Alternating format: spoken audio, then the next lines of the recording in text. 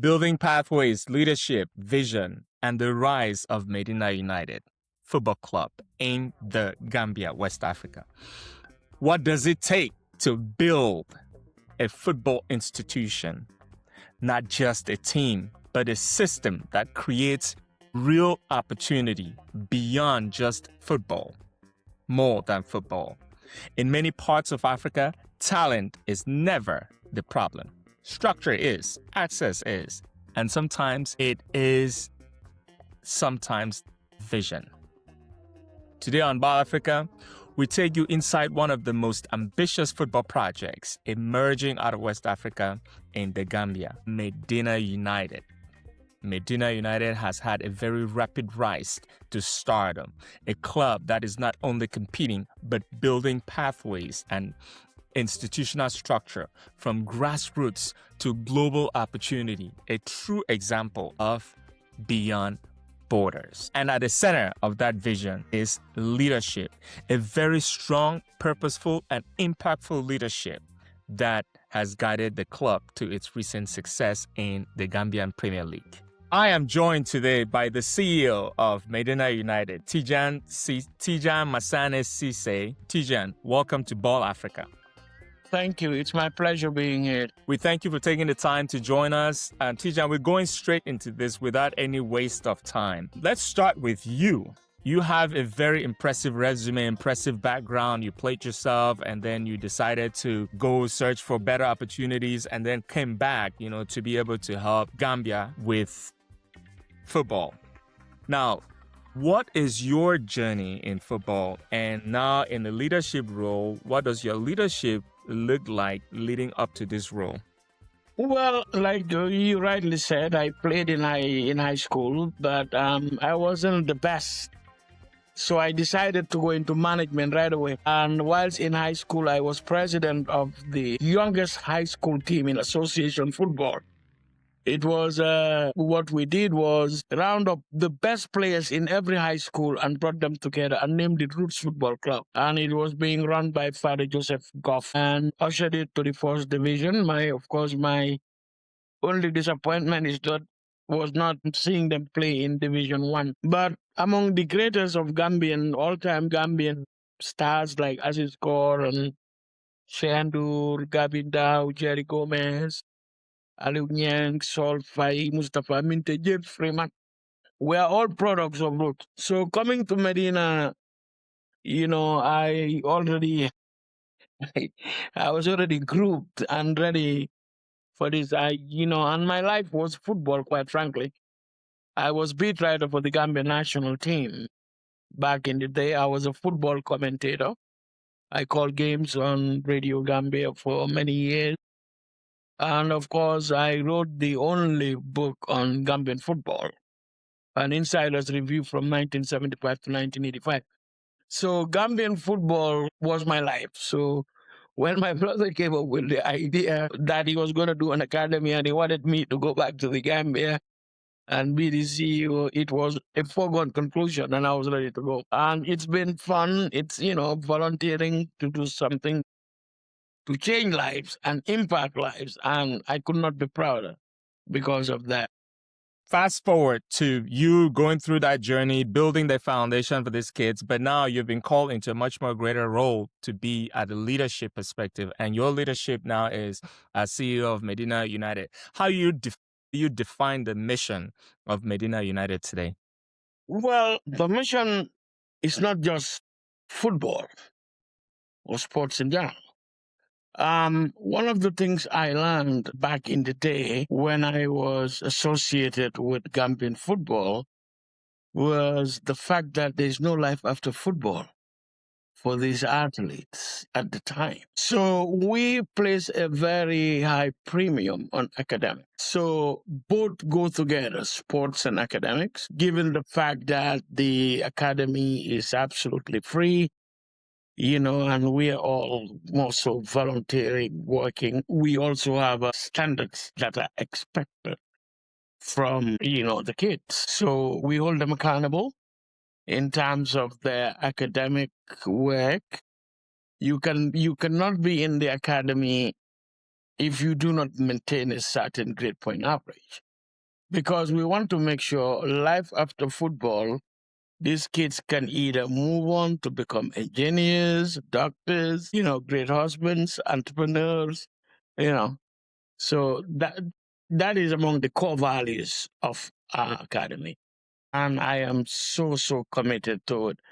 And another thing, it's we also regard ourselves as parents, because if you look at the menaces in the sub-region right now, particularly the illegal migration in the high seas that is detrimental to our youth population in sub-Saharan West Africa, we take that very seriously, and we try to make sure these kids are as occupied as much as possible, and then we are connected to them through their teachers, to their parents. So, I mean, gradually, but it's been a case study, per se. And I would say we've been moderately successful in what we've been doing, but it's not all about the sports part. We also have a tennis program. So, Yeah. but academics is important, and, the social fabric of society also. We make sure it's inculcated in what we're doing. What you just said there also ties into what would have been my next question. So that gives that purpose to the next question. I think it's really key that, academies and African academies, one thing is very factual. Not every kid that goes through a soccer academy is going to become the next Victor Osimhen or the next Nicholas Jackson, right? There are those that would be, and there are those that would not. However, being able to include and be multi-dimensional in terms of career path, being very successful academically can give paths to other aspects of their lives when they get to that point. I think that's really key. So you are already solving a problem that I think not only the Gambian society, but the African society and in the African football world can emulate to be able to, breed young kids, breathe young adults, breathe adult in the future that would be successful. Now, what does your leadership, especially in terms of African football, what do you think leadership requires today that maybe wasn't required 10 years or 15 years ago? Well, I think commitment, determination, sense of purpose, and a clear objective and parameters set on a goal. Now, back then, I think all we wanted was for our football teams to win the FA Cup. Now,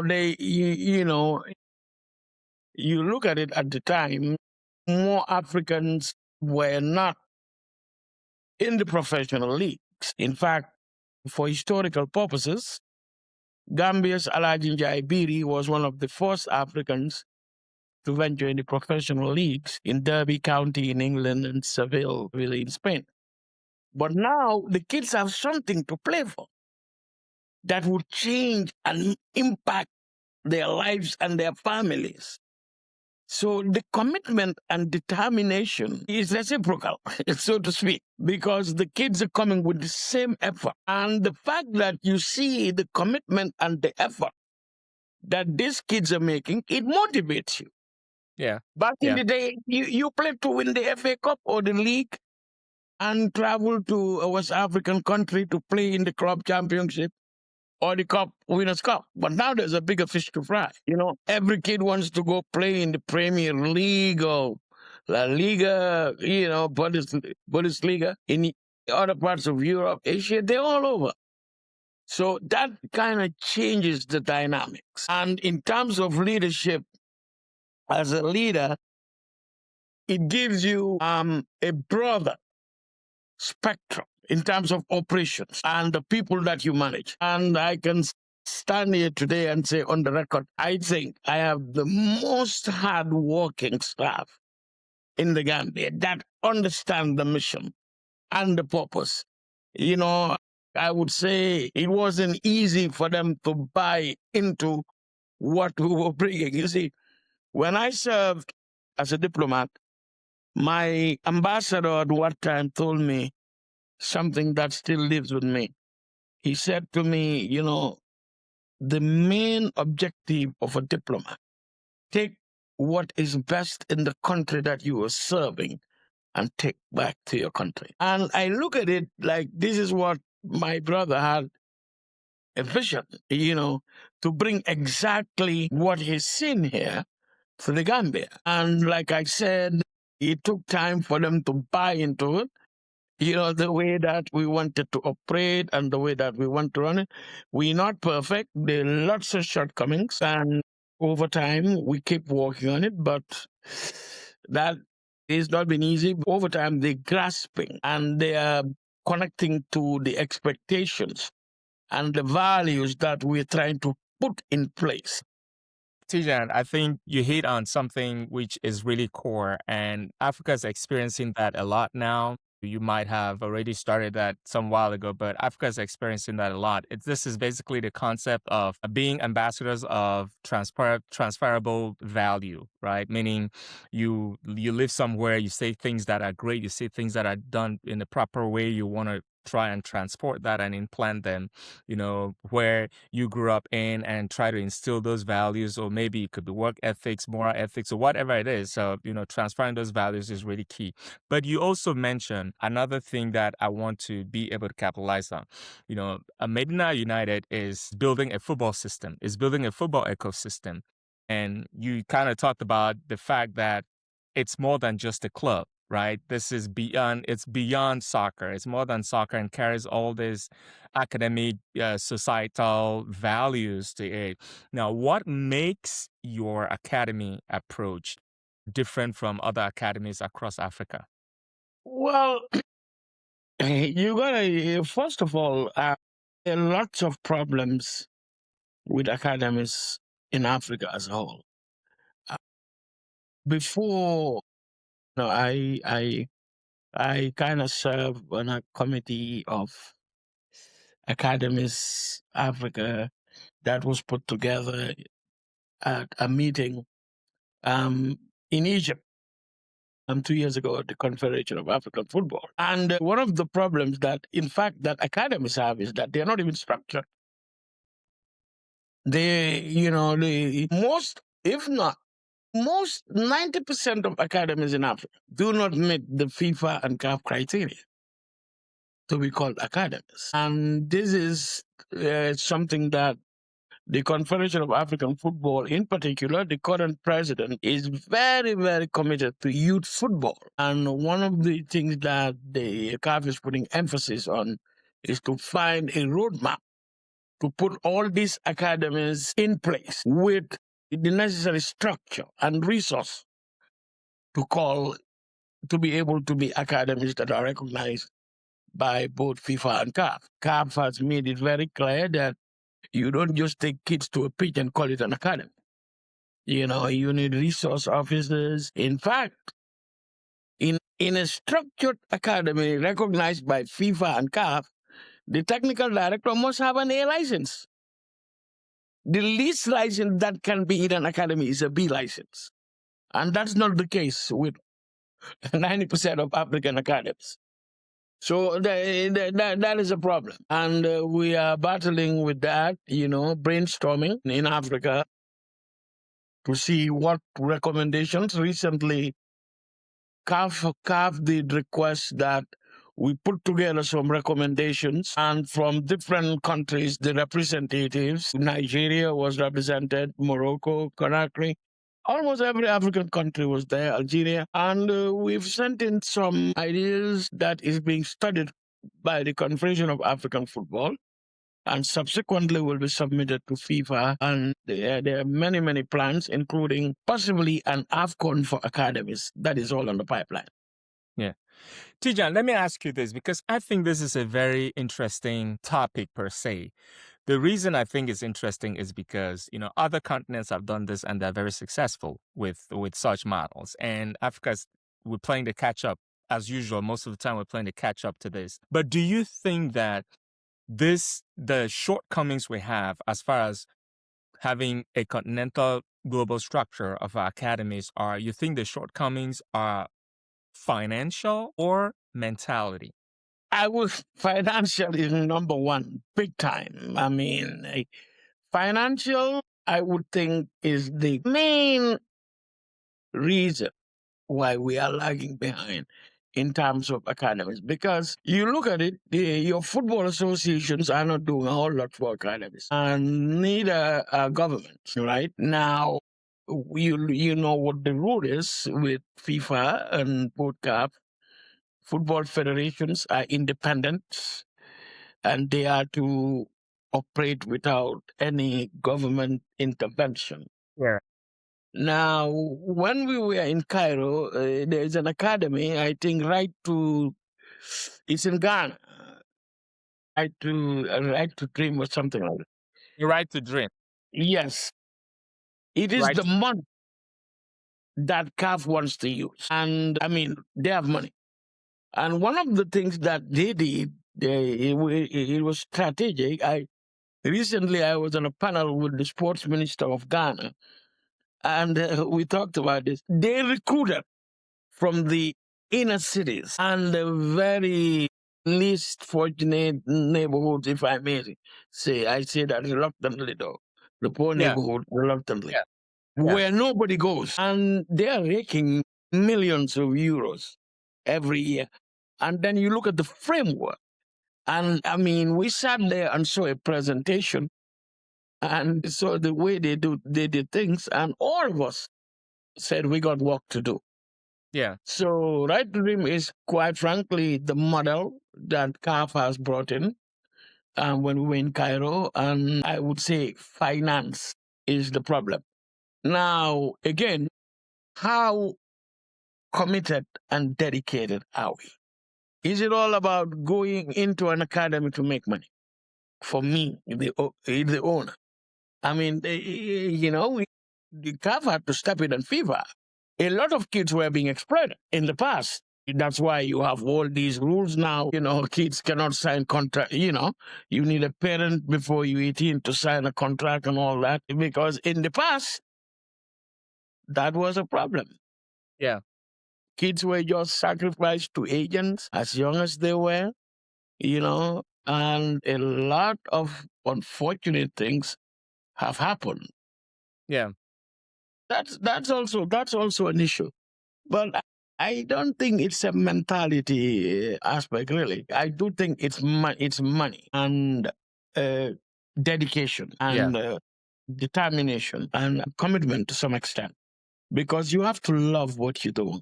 Like, my brother and I, it's not about what we get from it. When we see those kids on a Saturday morning and we see those kids smiling, it touches our heart, Yeah.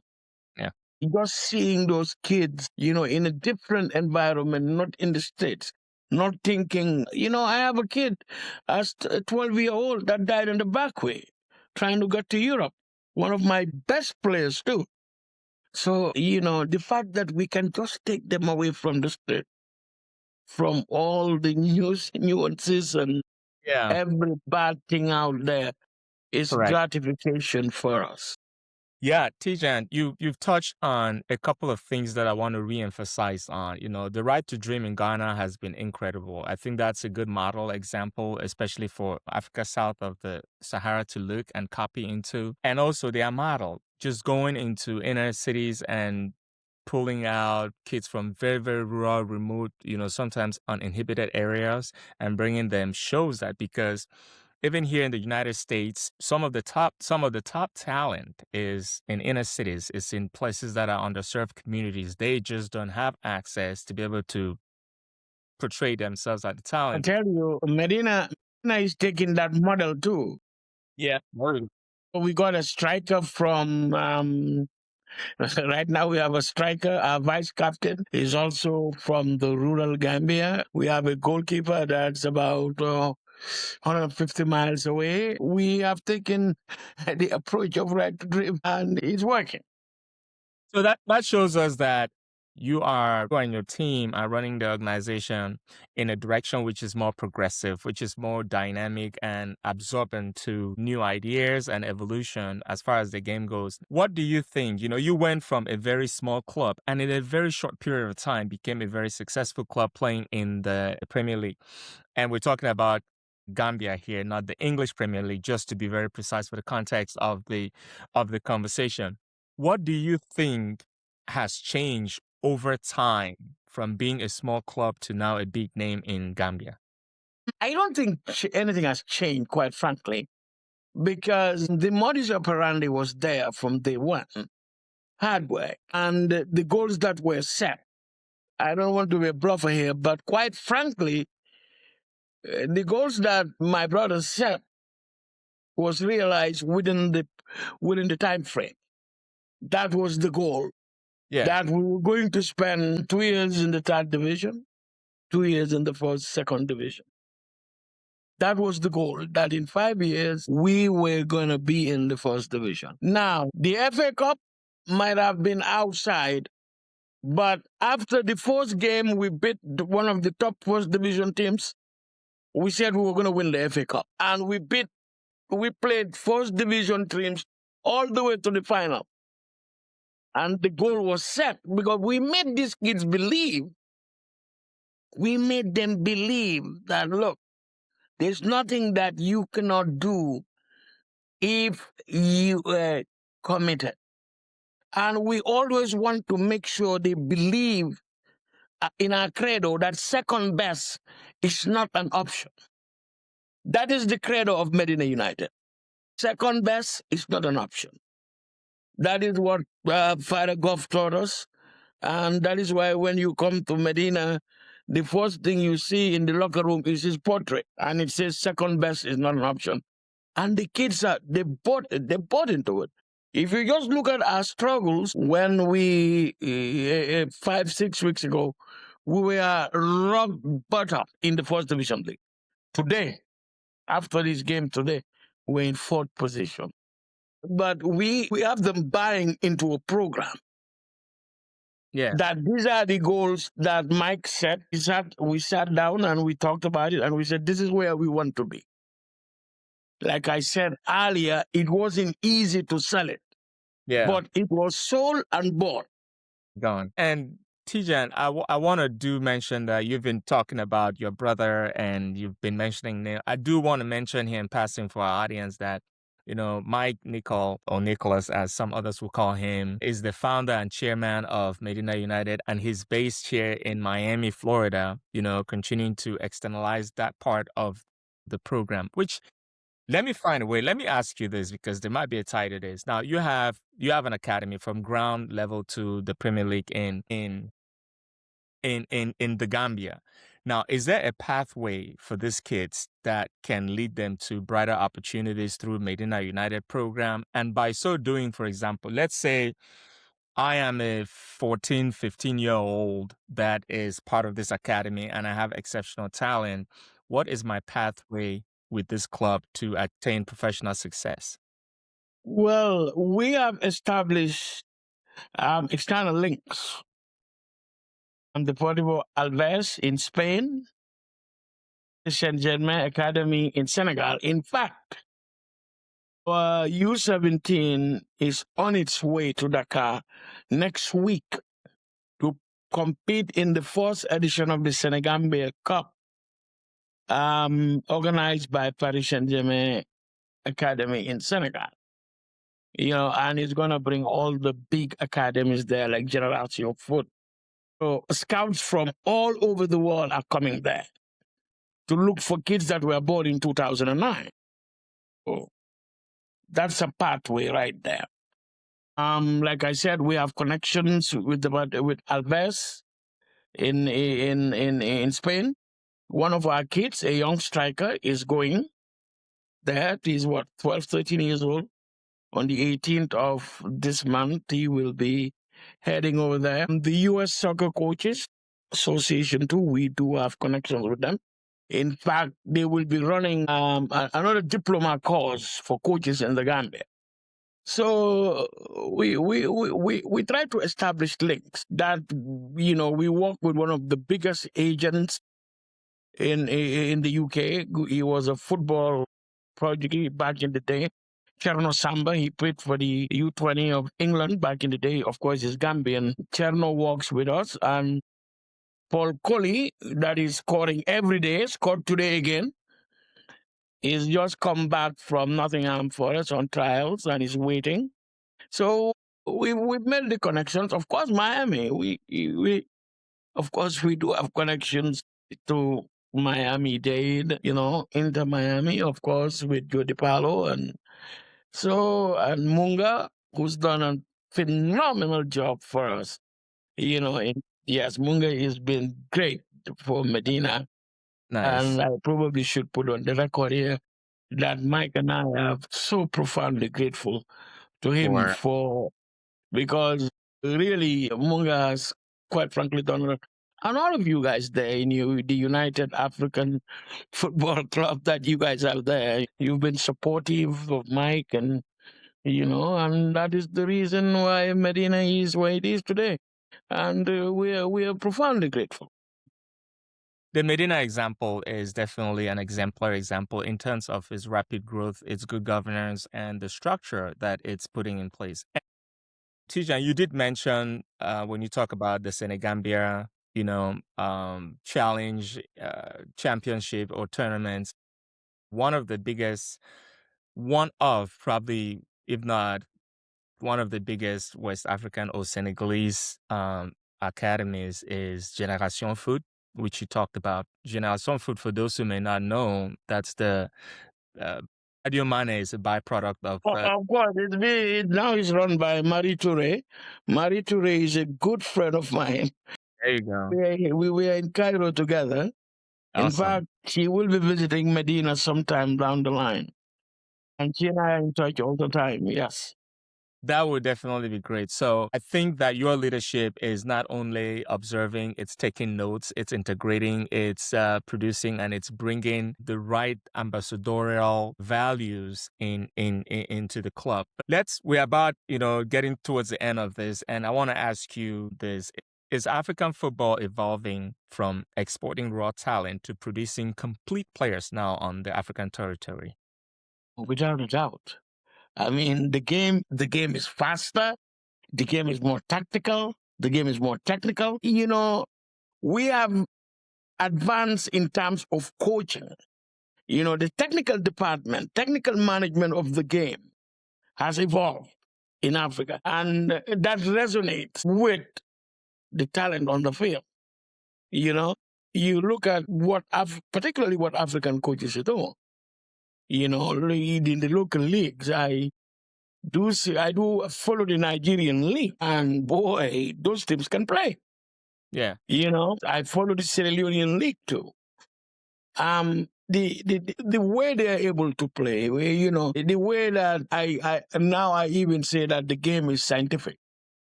With the set plays, and the tactical know-how that is injected to a game. I saw in the game today, the opposing coach took out his center back, and brought in a striker. And our coach countered, took out the striker, and brought in a midfield defensive player.